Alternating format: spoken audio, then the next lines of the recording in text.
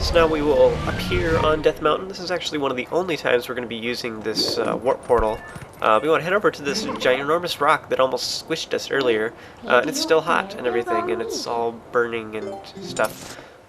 But we can stand in front of it, you can press up on the D-pad, and you can use Midna to warp it all the way back to Zora's domain. Now, Mossie's actually had an interesting theory about this, was that this thing actually was originally in Zora's domain, and it's what kept the water from freezing. And so Zant actually warped it here, because we just always saw from it is that just that it fell from the sky earlier. So if it really did come from Zora's domain, that's what keeps it from freezing, so now it's frozen because that, you know, flaming rock wasn't there anymore. I don't know if I believe that, because later on in the game we can actually blow up this boulder thing, and then it's just gone. And then the water still stays there, so it doesn't freeze again, so I don't know if I necessarily agree with that theory. In any case, it will crash into the ice, and it will just cause it all to start melting pretty instantaneously, and all this water will start gushing out, because it's being displaced or whatever, and it will, just start melting everything and steaming like crazy. So, here's my theory. Hot water plus Zora equals Zora soup. Just toss in some carrots and, maybe some eggs, have some egg drop soup thing going on, and it might be pretty good. Anyways, so now here's all the Zoras. They're all back to normal and everything, and water's flowing normally.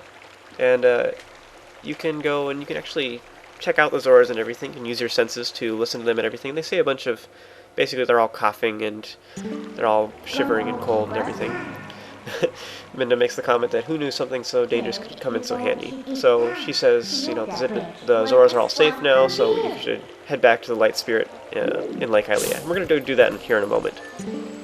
So one thing that kind of, I don't know, like if you really, I think that the reason, they can survive because they're probably cold-blooded or whatever, they're like fish, so, if they get cold or whatever, they come right back to life once they get warm again.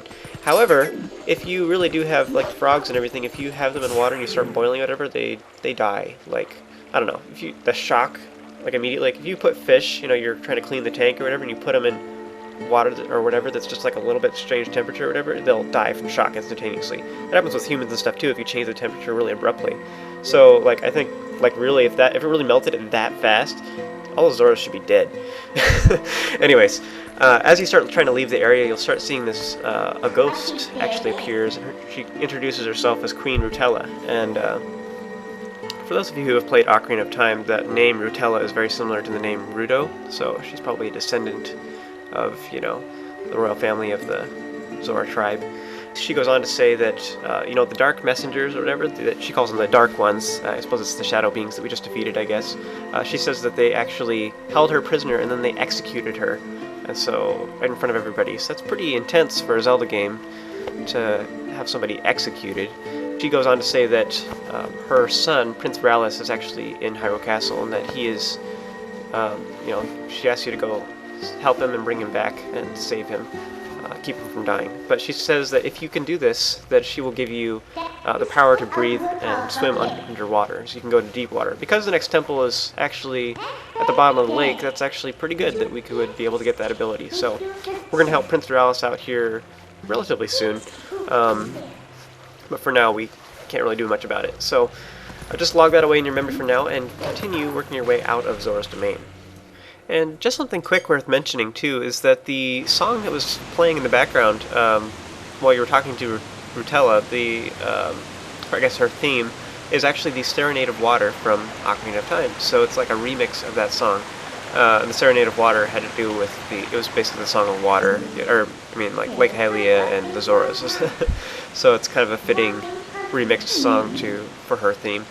So as soon as you head outside, Minda will mention that the water is now flowing very quickly back towards the lake. So she says you should just hop in and it'll take you very quickly towards the lake. So do so, and sure enough, you'll just zip right on. And it actually, I guess Link gets knocked out or something like that, because then the next thing you know, you kind of wake up and you're actually right where we need to go, conveniently. You'll see that the lake is now filled up with water, and my, what a lot of water it is. So with that, then Midna will I guess maybe she used her powers to like kind of pick you up and take you where you need to go or something, I don't know. She's all, ugh, are you awake yet? She says that you guys are here and we're right in front of the Spirit Spring, so she says that you're lucky, so go ahead and snap out of it and get to the Spirit. So with that, you can go ahead and you can check out the sign and stuff if you want. but then you can head on in here to see the spirit of Lanayru. So this is going to be the third major spirit, or I guess the fourth one in total. Ordana doesn't really count. We didn't really have to do much for her, but so this is the final spirit here, the spirit of light, Lanayru. So he talks all slow, just like everybody else, I guess. Or he, she, who knows. You'll notice, if you're familiar with some history behind Zelda or whatever, that the names of the goddesses are Din, Fyer, and Nehru. They're the ones who created the land of Hyrule.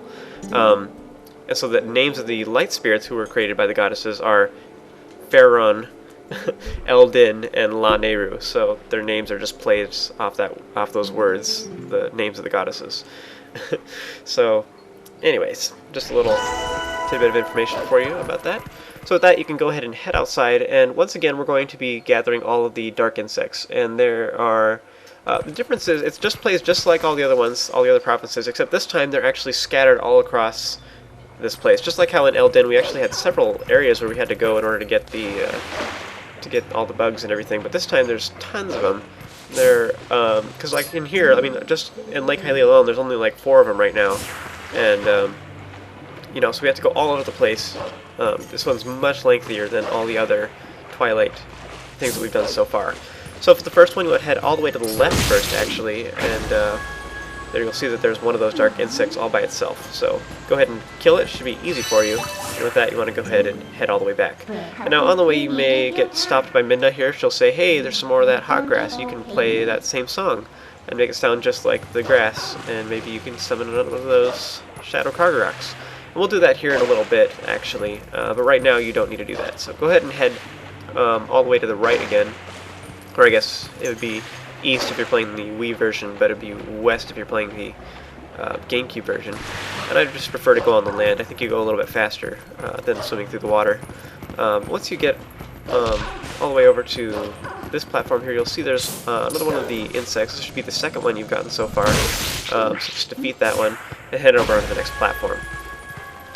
So up ahead we will fight some more of those shadow beings, the Twilight messengers or whatever you want to call them, and so some of those Twilight barriers will, you know, appear, and we'll be locked in here with them. And these guys, you know, once again, you know, you might want to kill the one that's far away and then kill the other 2 that are closer. These ones are actually pretty far spread apart. You have to like taunt them to bring them all together and everything. And once again, this is one of those situations where they bug me just how slow and lumbering they are, because like in the movie where you first see them, they make them out to be really fierce and quick and like unstoppable. But then you fight them in here and they're just like, ugh, I missed you. Ugh, I missed again. Ugh, and they just don't do anything. They're so worthless. Anyways, after defeating them, you'll get this warp point here. And this warp point is awesome because we'll be returning here a lot to Lake Hylia. So this is a really good one to have. Lake Hylia is actually kind of a hard place to get to, as you'll find later on. So this is pretty much like almost the only way to get down here. You want to jump across all these little platforms to the south. Be really careful not to fall in the water, because it's really annoying if you manage to fall down. You have to like go all the way over to that giant platform and climb up it on the other side and then work your way over here. In any case, down far south, you'll get up on top of this platform. There's a dark insect down here. You just want to kill it before it can burrow, otherwise you gotta like dig it up, and it's frustrating. You want to work your way back towards the giant building over here that's actually now it's floating. And if you remember from earlier when the water was not filling the lake, we actually saw this building, and Fyer was actually standing outside it, and this is his cannon that he was talking about. But he comments that the water's back, but nobody's coming. He says maybe nobody knows, so he says maybe he should go to town. But then he says he's tired, so he's apparently just being lazy. So I think that's pretty funny. Once you head to the back of Fyer's cannon, you'll see that there's one of the dark insects back here. So this is the 4th one, and you may want to kill it. Try and kill it while it's above the platform. Sometimes there's like a little glitch, I guess, in when you kill the dark insect, that it's actually it like falls under the water, and then you gotta wait for the tear of light to like float all the way to the surface, and it's like I don't know, it takes forever. So anyways, after you have gathered that, you want to go ahead and return to the front of the building, and then head over here in this little island in between the bridges. There's actually some hot grass. You can stand in front of it and howl to it, and Midna mentioned this earlier. too on some other hot grass we saw. But you can howl the same song that the hot grass plays when you blow it in your human form, or Hylian form rather. But this will once again summon one of those Kargoroks, those Twilight Kargoroks. And so you can use this one to get to the top of Zora's River. And there's actually some dark insects that are inside Zora's River. We're going to go gather those here in just a moment. So that's pretty much all the time I have for this particular video. Join me for the next one. We will head up to Zora's Domain.